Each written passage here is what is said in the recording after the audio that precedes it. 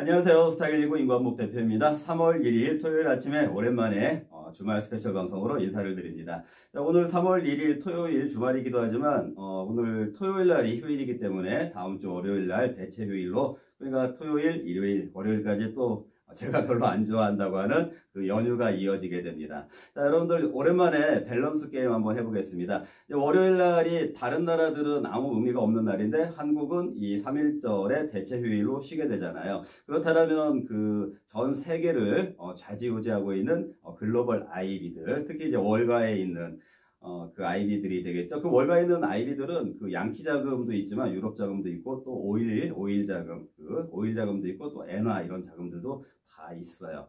그 글로벌 자금들이 그렇게 이제 투자 행위를 함에 있어서 한국이라고 하는 그렇게 큰 나라라고 할 수 없는 한국이라고 하는 이 한국의 증시가 월요일 날 열리지 않는다라는 그 요소를 이 글로벌 아이비들은 활용을 한다. 밸런스 게임, 이쪽은 활용을 한다. 이쪽은 아이 무슨 활용을 해.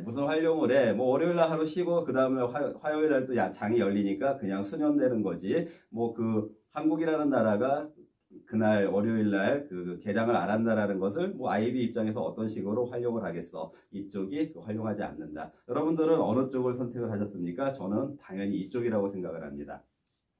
예를 한번 들어볼게요.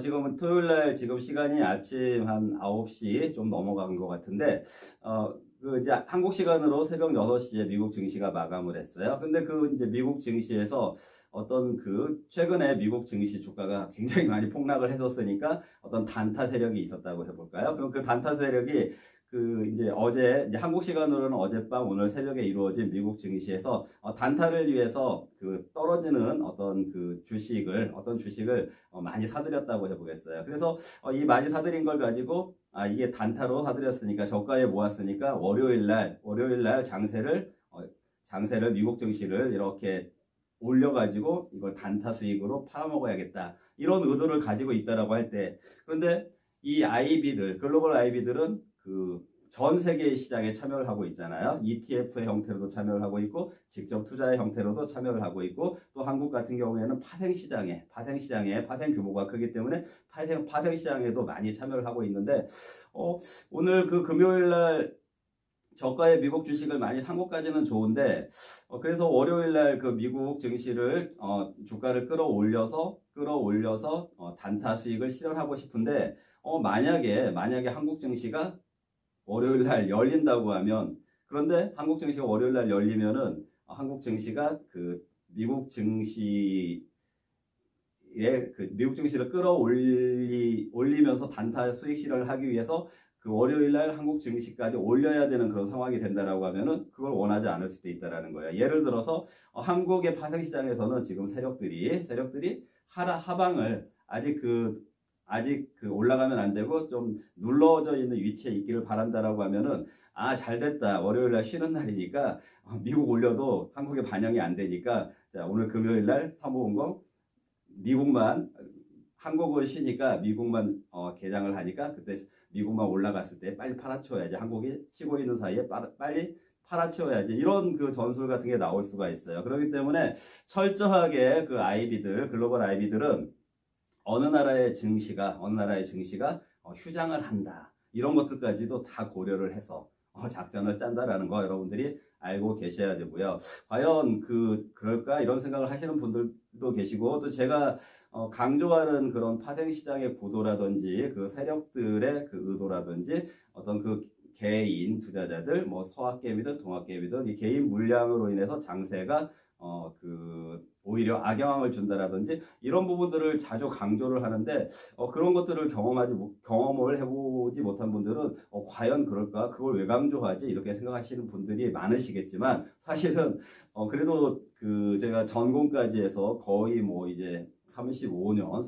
6년을 이 경제에 관련된 일을 하고 있는 입장에서요, 많은 경험을 토대로 말씀을 드리는 것이니까, 제가 그런 걸 강조할 때는 다 이유가 있다라는 것 정도는 여러분들이 믿으셔도 괜찮을 것 같습니다.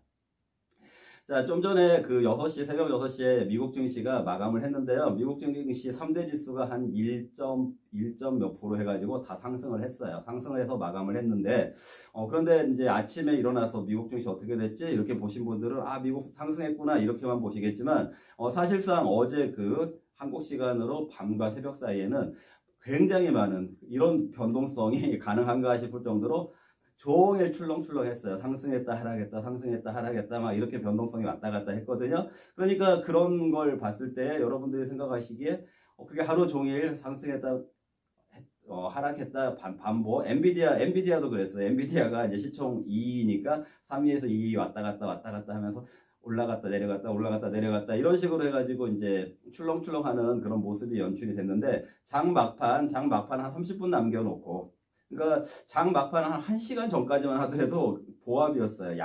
약보합이었는데 1시간 그 사이에 한 1. 몇 프로, 뭐 많게는 한 1.5%, 7% 이렇게까지 주가를 장 막판에 끌어올려서 상승을 시켰는데, 잘 생각을 해보세요. 그렇게 장 막판 30분 사이에 그렇게 끌어올리는 것이 과연 개인이 할 수 있는 일인가? 그 부분 잘 기억을 하셔야 됩니다. 그렇게 끌어올릴 수 있는 것은 역시 세력이 했다라는 것은 삼척동자도 알 수 있죠. 개인의 힘으로 그렇게 올릴 수는 없잖아요. 그 30분 사이에 세력이 그렇게 끌어올렸구나. 그 얘기는 세력이 장 막판에 끌어올려야만 하는 의도가 있었겠구나. 아까 좀 전에 말씀드렸던 것처럼 장중에 왔다 갔다 하면서 저가에 왜냐면 왔다 갔다 하면은 그물을 쳐놓고 물고기들을 막 이렇게 몰면 나중에 이제 그물로 쏙 들어가게 만들잖아요. 그런 것처럼 왔다 갔다 하면서 자기들이 원하는 만큼의 물량을 확보를 했고, 장 막판에 끌어올려놓으면 월요일날 이 끌어올려놓은 그 여세를 이어간다라고 하면 단타 수익이 가능하게 되잖아요. 이런 그 이제 의도를 가지고 시장이 움직인다. 그렇다면 역시 시장을 움직이는 거는 개인이 아니고 세력이구나. 그렇다면은 또 그 한국 시장이 하필이면은 월요일날 휴장한다라는 거를 이용을 해서 이런 구도를 만들었다라는 것은 역시 그 시장이라는 것은 한국 시장을 비롯한 이 파생 시장이 많이 이렇게 형성이 되어 있는 그런 시장에 있어서는 연휴 쉬는 날들까지도 굉장히 정밀하게 고려를 해서 이 시장을 이끌어가고 있구나. 어떻게 보면은 나쁜 말로 하면은 시장을 자기들 의도대로 이렇게 조작을 해나가고 있구나. 이런 구도구나. 이걸 강조하는 이유는 시장이라는 거는 결코 만만한 것이 아니구나. 이렇게 여러분들이 생각을 하셔야 된다라는 것이고요.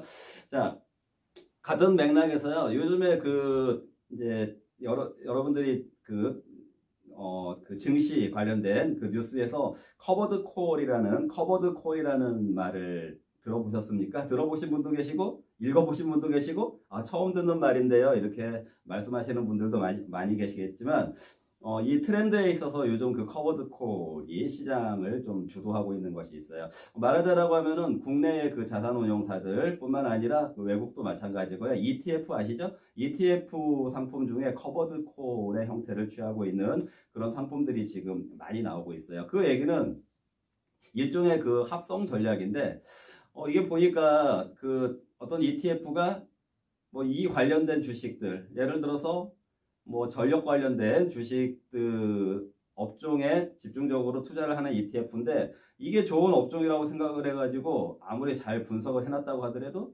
시장 자체가 전체적으로 작년에 한국 증시처럼 전체적으로 시장 증시가 지수 자체가 너무 많이 하락하면 아무리 좋은 업종이라고 해도 움직이지 못하더라. 그러면 지수가 하락했을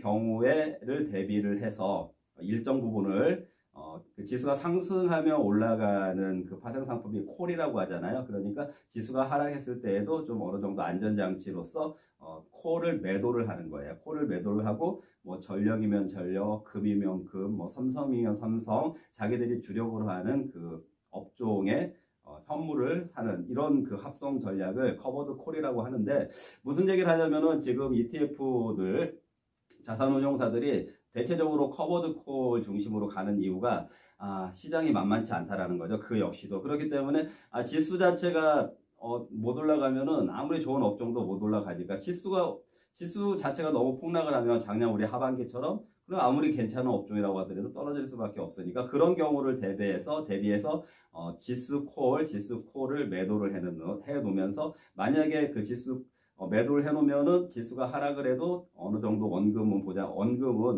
왜냐하면 지수가 하락을 하면 그 좋은 업종을 뽑아놨다고 하더라도 거기 그 업종의 이미 마이너스가 되기 때문에 손실이 되지만 콜을 매도를 쳤기 때문에 거기서 플러스가 날 수가 있잖아요. 그래서 그 상쇄가 되니까 어느 정도 원금을 이렇게 유지가 될 수 있는 그런 상품을 커버드 콜이라고 하는데 만약에 그 지수가 계속해서 올라갈 확신이 있다라고 하면은 그렇게 커버드를 할 필요가 없겠죠. 그 업종만 그냥 사놓으면 될 텐데 커버드를 한다는 얘기는 지수 위험을 고려를 한다. 그 얘기는 그 한국이든 외국이든 그 ETF를 실제적으로 상장을 시키는 그런 IB들, 자산운용사들조차도 이렇게 시장이 만만한 건 아니다라는 그렇기 때문에 그런 그 전략 전술을 구사를 하고 있다라는 거 이것도 역시 여러분들이 알아두셔야 되고요. 자 그리고 이제 제가 지난주에 그 엔비디아가 140달러 됐을 때 그리고 S&P 500이 벌써 이제 지지난주가 됐네요. 지지난주 한 일주일 전에 그 S&P 500이 사상 최고치를 경신했을 때 뭐라고 말씀드렸었죠? 그 아무래도 간헐적 변동성이 또 나올 것 같다 이렇게 말씀을 드렸죠. 그리고 나서 월, 화, 수 3일 동안 미국 증시가 딱딱딱 이렇게 하락을 한 거예요. 3일 동안 딱딱딱 이렇게 하락을 했고 목요일 날 어떻게 됐어요? 목요일 날 엔비디아가 생각보다 괜찮은 그 실적 발표를 하니까 목요일 날 반등을 한 거예요. 딱딱딱 하락했다가 반등. 이 반등한 자리에서 제가 목요일 날 개장 전 방송에서 뭐라고 말씀드렸어요? 엔비디아가 괜찮은 실적이 나왔으니까 이렇게 반등할 것 같다 이렇게 말씀 안 드렸죠?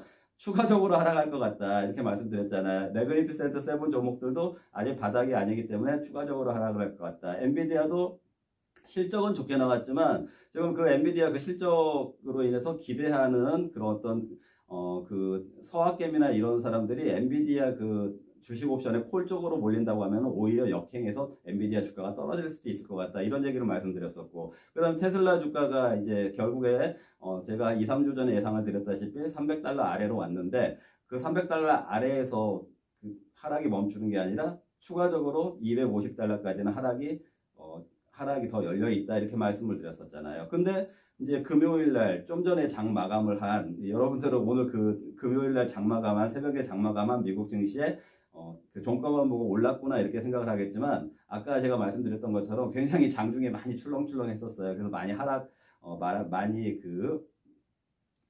하락을 하기도 하고 그랬었는데 이제 그 과정 중에 이제 아까 말씀드렸던 것처럼 그렇게 모든 게 이루어졌죠. M7 종목들 저가가 낮아졌고 엔비디아 다시 마이너스, 테슬라 더 빠지고 이런 게 만들어졌고 이제 거기에서 그 저가의 매수가 유입이 되면서 장 막판에 지수가 올려놨으니까 이 지수 올려놓은 거가 다음 주 월요일 그 미국 증시는 반영이 되면서 미국 증시는 반등을 시작할 것으로 보여진다. 다만 한국 증시는 휴장이기 때문에 그게 월요일 날 반영될 수가 없겠죠. 그것 역시도 의도 일단 한국이 개장하지 않는 틈을 이용해서 미국 증시를 먼저 올려놓는 것으로 이해가 된다. 이제 이렇게 저는 분석도 하고 해석을 하는데, 자, 그럼 이제 한국 증시가 이제 어떻게 될 것인지에 대한 예상 시나리오를 말씀을 드려야 되겠죠. 자, 한국 증시 코스피 기준으로 말씀드릴게요.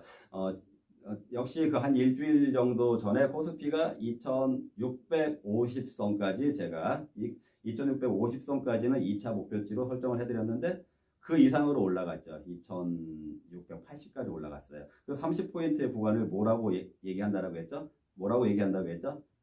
오버슈팅. 저는 오버슈팅으로 본다. 오버슈팅으로 보기 때문에 주가가 빠질 수밖에 없다라고 말씀을 드렸어요. 그래서 1차적으로는 마디지수인 2600 지지하겠고 만약에 그게 붕괴가 된다라고 하면은 코스피가 2550까지는 그 각오를 해야 된다라고 말씀을 드렸는데 그게 불과 한 달 만에, 두 달 만에 이루어진 게 아니라 불과 이틀 만에 다 이루어졌잖아요. 2600 지지하는 듯 하더니 어떻게 됐습니까? 금요일 날 그 엔비디아가 좋은 실적을 내놨음에도 뭔가 불안감이 있으니까 한국이 먼저 반응을 하면서 어제 그 금요일 날 장중에 우리 코스피가 2550도 붕괴가 되고 2530선으로 마감을 했어요.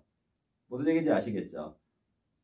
그러니까 결국에는 역시 2650 이상에 있던 그 구간은 오버슈팅이 맞았구나. 그래서 거기에서는 포트폴리오 뭐 수익 실현할 거 수익 실현하고 비중 조절할 거는 비중 조절을 해야 된다라고 얘기했던 이유가 있었구나. 그것을 여러분들이 일단 정확하게 인식을 하셔야 되고, 자, 그렇다면 이틀 동안 2600 1차 지지선으로 설정했던 마디지수 2600 지지하는 듯 하다가 그 다음날 추가 하락으로 인해서 무너졌고, 그 다음 2차 지지선으로 설정을 해드렸던 코스피 2550도 금요일날 하루에 주저앉으면서 종가가 2530까지 무너졌어요. 이 상황이 됐는데 이제 여러분들이 판단을 해야 되는 부분. 근데 지금 주말에 판단하는 건 의미가 없죠. 언제 판단을 했어야 되냐면은 어제 장중에, 한국 장중에 판단을 하셨어야 돼요. 만약에 판단이 안 되셨다라면 저한테 물어보셨어야겠죠. 저는 어떻게 판단을 하냐면은요, 아까 2650 이상 2680까지 올라갔던 부분을 오버슈팅으로 본다고 했죠. 그것처럼 어제 2550 제가 라인을 형성해드린 그 이하인 2530까지 빠진 이 구간은 언더슈팅으로 봅니다. 그렇기 때문에 만약에 현금이 있었다라는 얘기는 2650 이상에서 비율 조정을 해서 현금이 있었다라면 이런 말이 되겠죠. 여기에서는 그 2550 이하인 2530 구간, 그 언더슈팅 구간에서는 적극적으로 매수를 했어야 된다. 자, 그러면 다음 주 화요일 날 매수를 하면 되지 않을까요? 이런 생각을 하시는 분들도 계시겠지만, 아까 철저하게 한국의 휴장 이런 것까지 고려를 해서 시장이 그 주도하는 세력이 자신들의 의도에 따라서 스케줄 또는 차트까지도 그림이 만들어지도록 이렇게 만들어가는 그런 부분들이 있거든요. 그리고 또 자기들 의도대로 시장이 안 되면은 그냥 틀어버리는.